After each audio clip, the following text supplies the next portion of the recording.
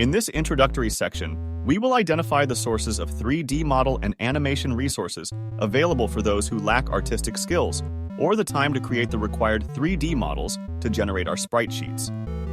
By the end of the course, you will have the necessary knowledge to develop complete and functional animation packages for 2D video games of various genres. The quality of the project you'll create in this course, or in real life, will depend on several crucial factors. The quality of the 3D models, the quality of the animations, the technical requirements of the target package. To develop these types of assets, you would typically need artistic skills or a substantial budget to cover the costs of hiring an artist. But what if you lack these resources, or if you don't have the time to do it yourself? The first thing we'll do is identify possible artistic sources and consider the costs, quality, and time required to accomplish them. We could consider hiring a full-time artist dedicated to character modeling and animation. This will be our reference point, imagining that as the director of your project, you choose a talented artist capable of bringing your visions to life. We'll assign a cost value of 5 points to this profile. We'll then compare this to freelance artists who work from home part-time. Due to the high demand on online platforms where they offer their services, the cost ranges can vary from a minimum to a value similar to that of the artist you might hire. These platforms offer a wide range of options. Next, we'll add pre-designed character packages to the list. These characters are available on many asset-selling platforms for animation or video games. Similar to what you'll be developing in this course, they're of interest to other developers and game studios worldwide. These assets might have high costs, but you'll likely find exactly what you need at a low price.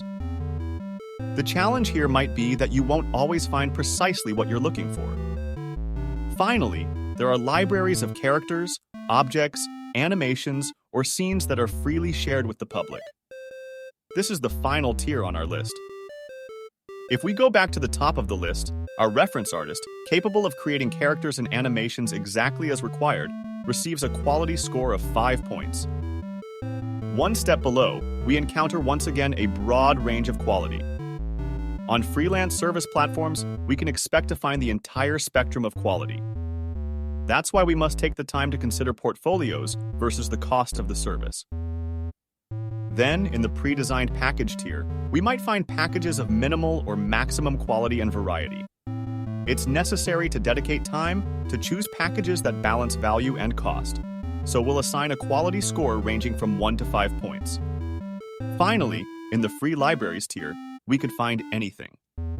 At this level, it's advisable to aim for small projects, practice mock-ups, or minimal scope projects.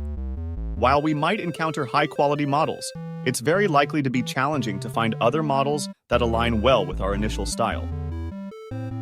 In this tier, due to the limited variety, we can assign a score of 1 to 3. Lastly, we must consider the time it could take to obtain the results. In this case, let's start by evaluating the artist once again. It's highly likely that our artist will take a considerable amount of time to fulfill our request, and depending on their experience, it might take more or less time. So, we'll assign a speed score of 1 to 2 points.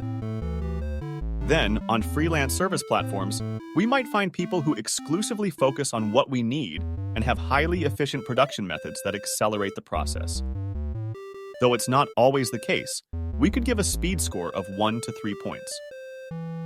Moving to the next tier, we'll significantly speed up the process, and this could lead the column. In this case, it will take time to find what we're looking for, but once we find it, we'll have the assets ready for the next steps. This category will receive a speed score of 4 to 5 points.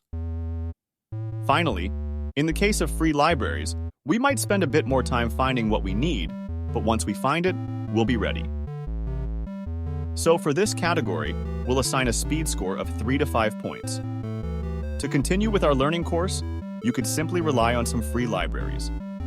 Alternatively, if you have a sufficient budget, you can opt for one of your preferred options. Or if you're a dedicated artist, create your own 3D model. For now, to proceed, you'll need a 3D model of a bipedal character in one of the formats that Cinema 4D accepts, preferably FBX.